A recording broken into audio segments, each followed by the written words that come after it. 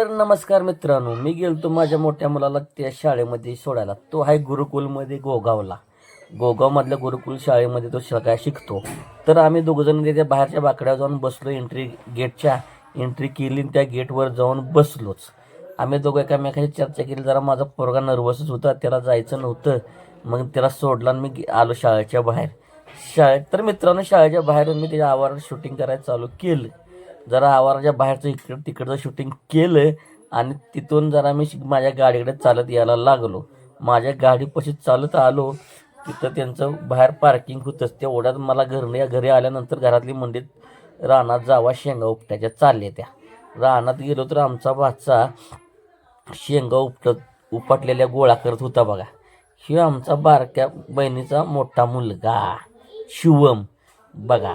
परत मी पण जरा इकडे तिकडे करून त्याला लागलो मदत करू लागायला. म्हटलं जरा शूटिंग घेऊया आपल्या ब्लॉग बनवायला. ब्लॉगसाठी शूटिंग थोडंसं घ्यायला चालू केलं. शिवमने त्या हाताळलेल्या फडक्यात सगळ्या शेंगाचं ढीग एकत्र करायला चालू केलं बघा. चालू करून एकत्र केल्यानंतर ते खांद्यावरून घेऊन जायचं होतं. मग काय आमचा भाऊ मागं तिकडं बघा एका जागेवर याला गोळा करून टाकतोय जवळच्या जवळ. तिकडं आमची मम्मी आली बघा. तिकडं मागं आमची मोठी बहीण आहे. आमचं अख्खं खानदानच गेलं शेंगा काढायला. शेंगा काढल्या आणि खायच्या वावरात बघा शाळू केला हिरवागार कसा मस्तपैकी. आणि हे बघा भातचा आमचा आणून टाकतो यालाचं ढीग टाकतोय. आणि इकडं तिकडं बघत म्हणलं जरा थोडंसं आपण बी त्याला हेल्प करूया. मग काय आम्ही दोघांनी ती ढिग गोळा केलेलं उचललं आणि ती निहायला चाललो होती एका साईडला. तेवढ्यात माझ्या हातातनं निसाटलं बघा.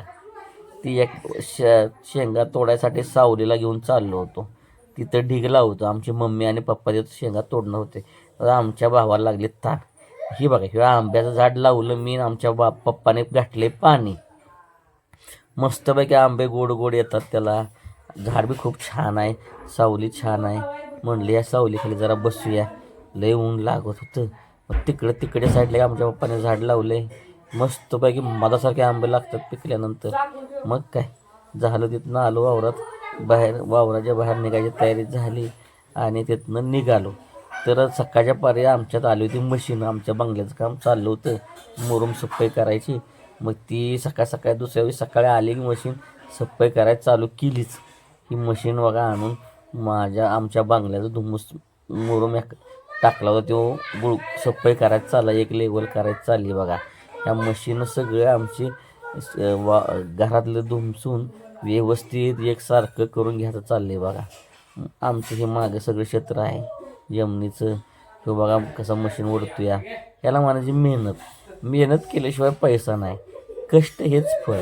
लगेच त्या मालक मला हे असं नाही असं सफाई करायचं. बघ कसा धुमूस लावलाय त्यानं गुळगुळीत करायला.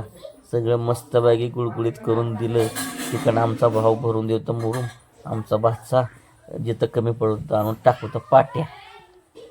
मग ती बघा इकडे सगळं मुरुम भरून घेतलं आमच्या भाच्यानं. मी त्यासनी मी लेवल सांगायला आणि ती मुरुम आणून टाकायला. मग त्यांनी मुरुम आणून टाकलं आणि ही धुमस मशीन सगळं व्यवस्थित करून घेतलं बघा. सगळं धुमसून आता त्याच्यावर बांधकाम करायचं आहे. PCC करायचं आहे आपल्याला. मग त्याच्याकडनं व्यवस्थित करून घेतलं. ते दोघंजण आले होते कामगार. त्यांचं कष्ट केल्याशिवाय पैसा मिळणार नाही आहे. मग हे दोघंजण चांगले ते मशीन धुमसून दिलं. रान आपलं सगळं मुरुम कसा एकसारखा केला. मग काय झाला.